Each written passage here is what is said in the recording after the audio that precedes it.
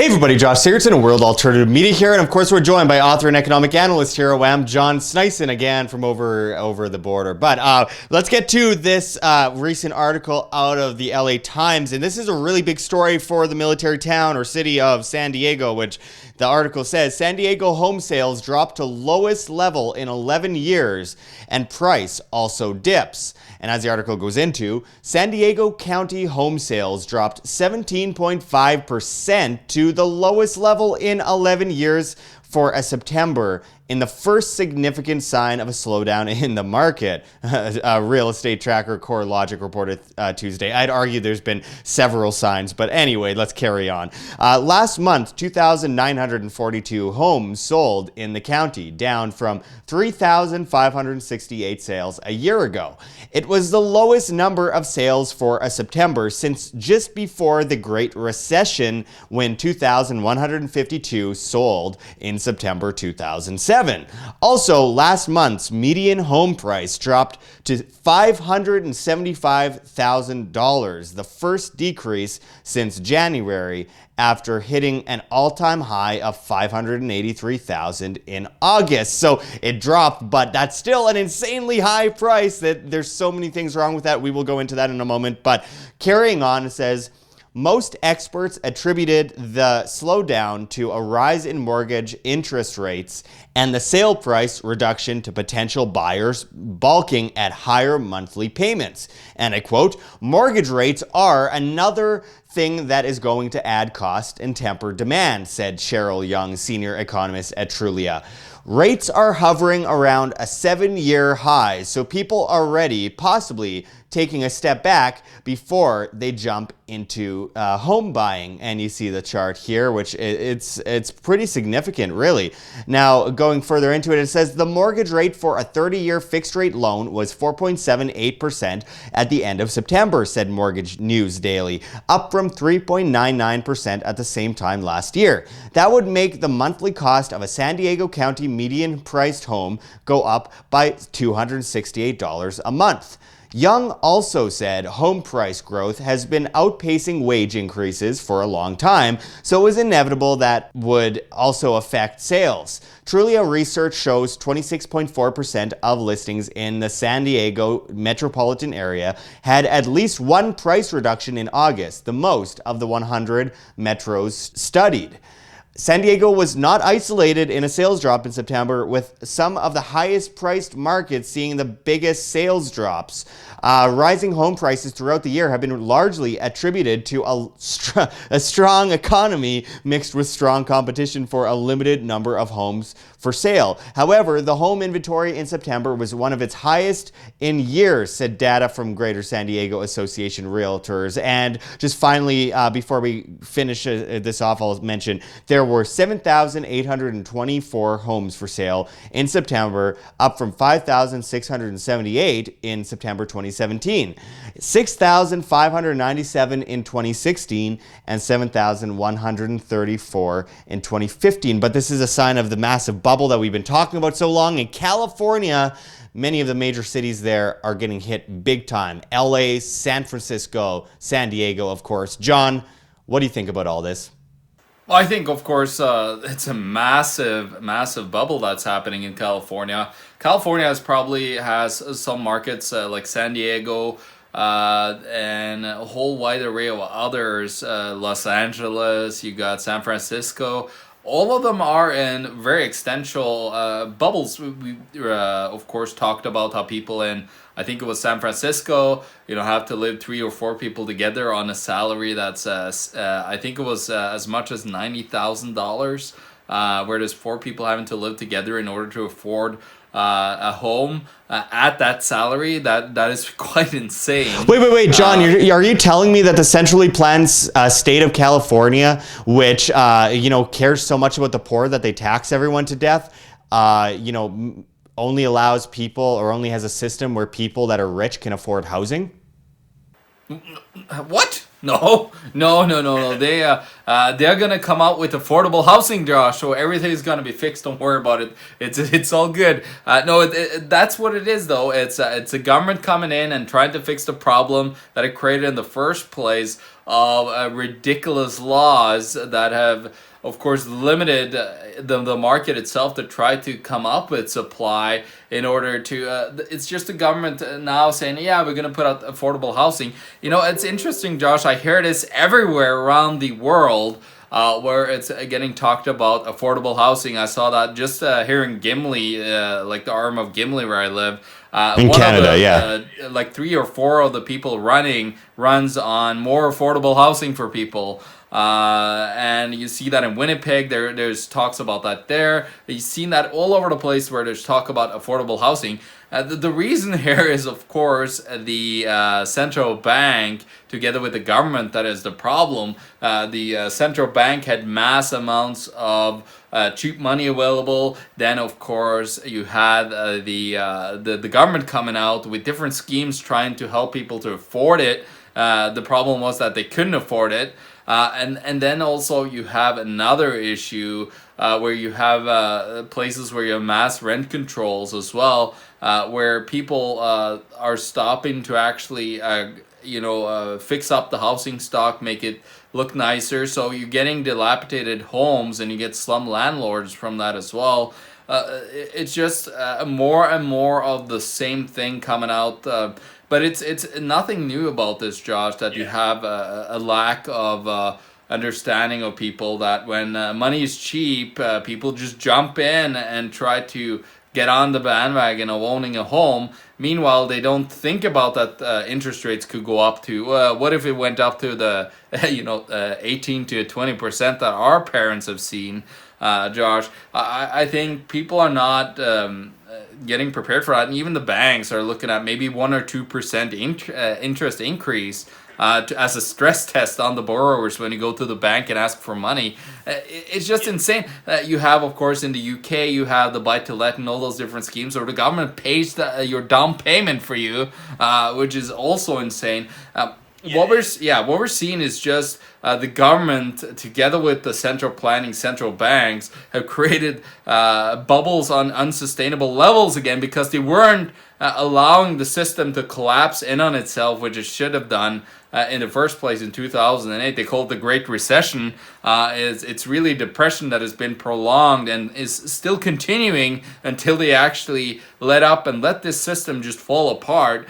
Because all this mass central planning, all this huge distortion in markets have come from stupid policies, from academics that have no understanding of business and free market. They're just there to create this Keynesian printing of currency until they die.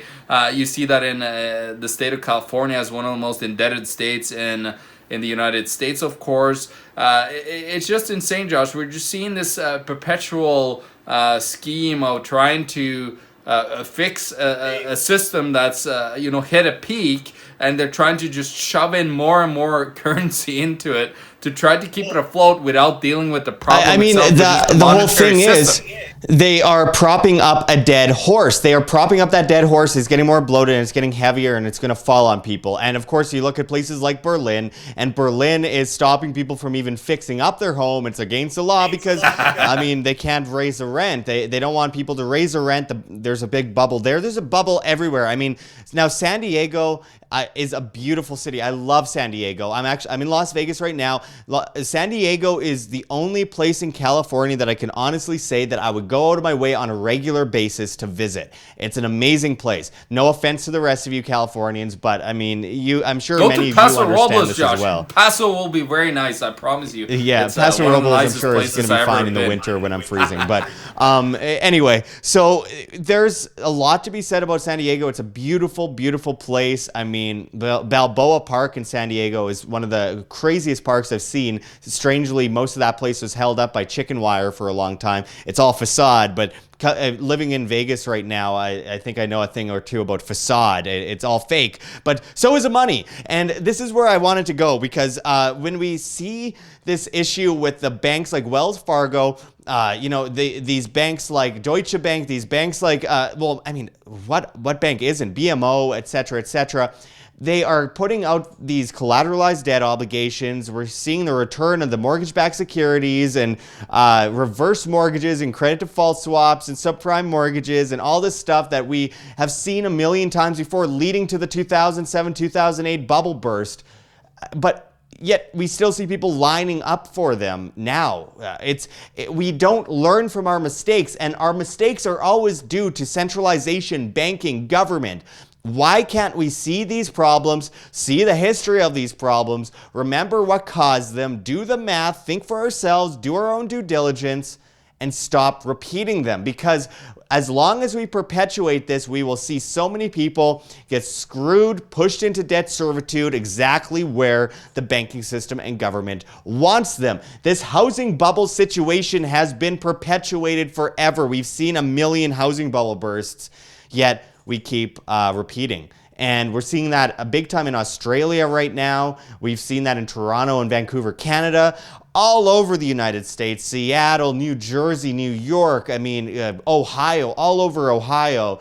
And I mean, California is one of the most indebted states. So it's amazing that anyone would think anything different would happen. Yeah, I know you're saying New York, but I just got to mention something really funny from an article that I found in E24 News in Norway, Business News. And they have a luxury apartment that they can't sell, so they're incentivizing people that if you buy one of the apartments, we'll send you on a trip to New York. This is the peak of a bubble. If you don't understand that, like, go and look at, for example, the peak of the real estate bubble that happened in Las Vegas, where you are at, Josh.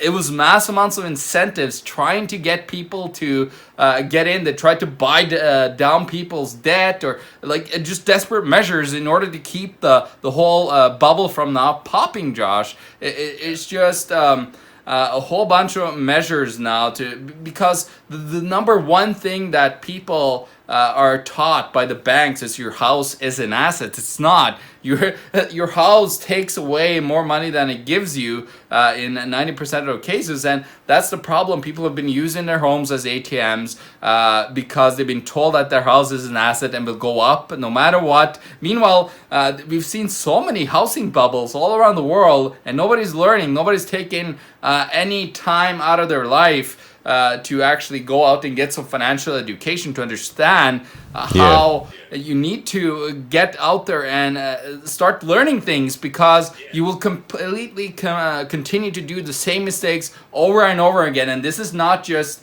for the regular people. This is for all the economists that are out there. Nobody's learning. I was recently watching the number 9 and 10 episodes of The Hidden Secrets of Money from the great Mike Maloney that we had the pleasure to interview, Josh. And he just, in these 2 episodes, people, you got to watch this. He pulls and shows that the close similarities of the fall of the Roman Empire versus the current fall of the U.S. Empire, and how the correlation between price controls that are getting put in, like minimum wage and so on and such. All of these measures that are used and put in today by these central planners have been used and mistakenly used, and we didn't learn from them back in back 2000, about 2,000 years ago, and we still aren't learning this. It's just, from me, it comes to believing that these guys know exactly what they're doing. They're just sucking out capital out of the market. That's exactly what I wanted to ask you about, John. How obvious is it that these people know exactly what they're doing, and this is all part of the technocratic script as they are desperately moving into that society that we talk about so often, that centrally planned cashless society? They know that there could be a way for them to get out of trouble this time, and let's use the same tactics against people, and let's run for cover, because this time no one will come down on us. Not that anyone has before. I mean, what bankers went to jail? What people went to jail after the last recession? It's absurd. But I mean, how much of this do they know is going to happen and are planning for it, and know that eventually their name will be wiped through the mud? They know exactly what's going on, Josh. History tells us that they continue to do these schemes all over and over again throughout history. Now, I'm currently actually writing a huge report. You probably have seen on our channel, I put out a couple of debt indicators on the Canada, Australia and the United States. I'm working on a lot more countries. I'm working on a lot more information. But right now, I'm putting together a huge expose on the Australian economy. But you're seeing banks over there are doing the same things. You go in and get a deposit account, you make 0.00% interest on that account. Meanwhile, they're lending the money out in personal loans for 12 to 13%, and on houses from 3.9 till 6%. And there's a huge you got to remember, you are lending that money when you deposit it into the bank, and they take that money willingly and then make 10 times more money than what you actually have in your bank account, and then they borrow that money out for a 6% return, plus even 10 and 12% with the personal loans. That's a massive return that the banks are getting. You are getting zero. You're getting screwed by these banks. Big time, because they're stealing your money. There are a bunch of fraudsters there. They continuously show this throughout history, and I'm not talking about the everyday person that are out there because working at a bank, because they don't understand how the monetary system works or have a clue what the actual sinister top CEOs and other bankers that are high up in these banks do on purpose to steal your money. Because when they create more money, Josh, they make more money on interest. They make more money on the fees that are getting created. So they make money on making money. It's the best scheme ever in history. And that's why these bankers continue to come back after they have collapsed throughout history, because the enticement of stealing people's money and printing money out of thin air and making a whole bunch of money on it, it's so tempting to do every single time, and we continue to do it because nobody's learning. Nobody wants to take responsibility and actually pick up a history book or two to read a little bit about what happened.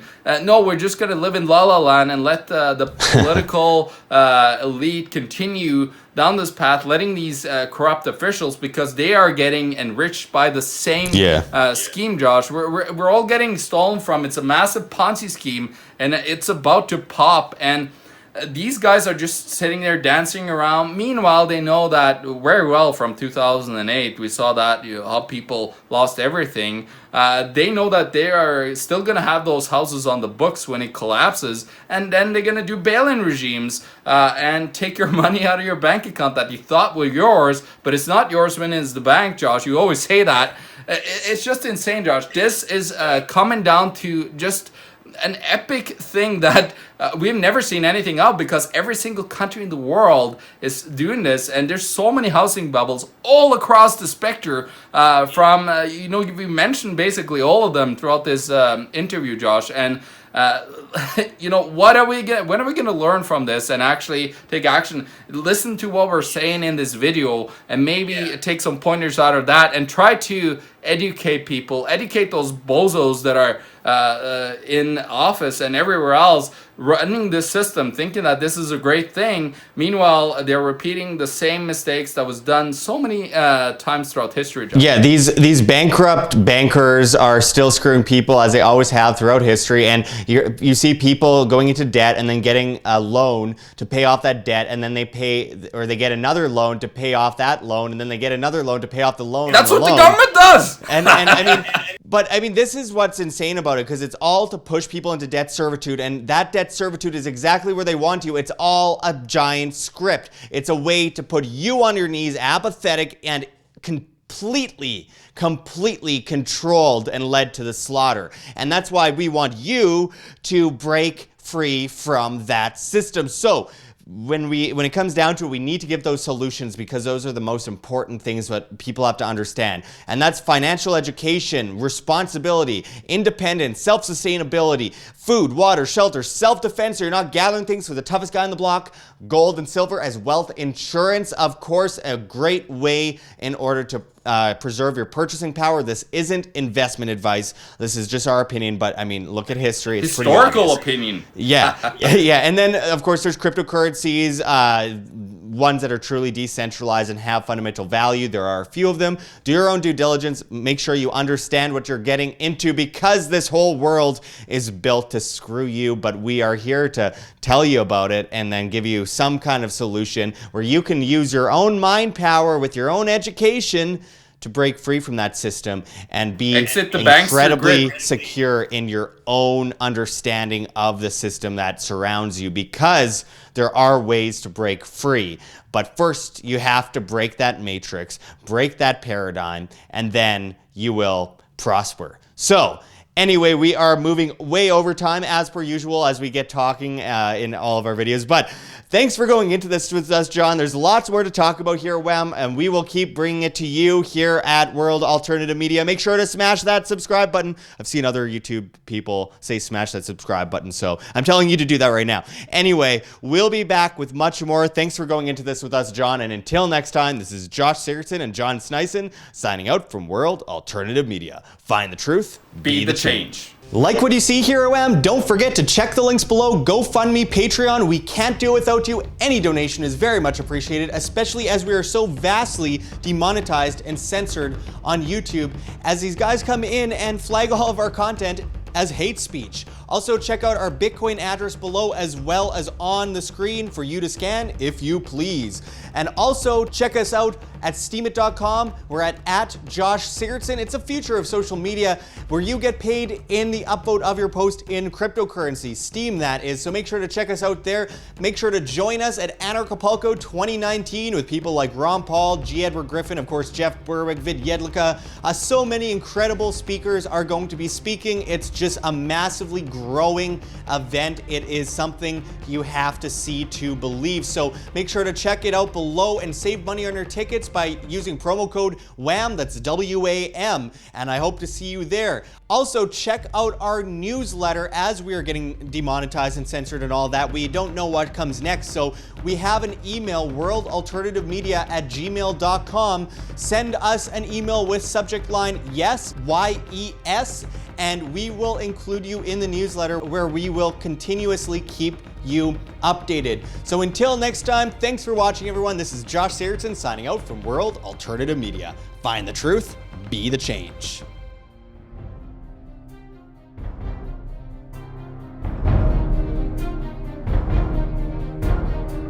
I'm sure you have already changed people's minds in your young age because you're involved, and I like that.